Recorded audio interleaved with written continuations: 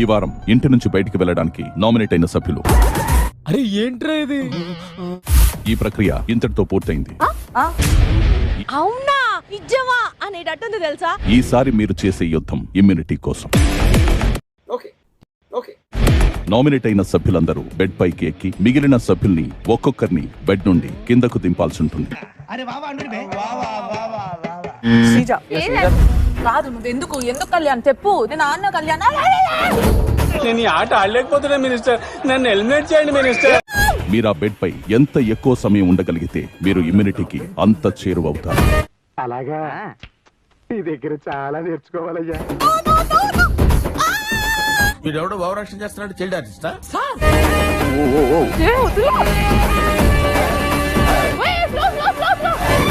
ఓడిపోయిన వాళ్ళందరూ ఇట్లాంటి సూత్రాలే చెప్తారా?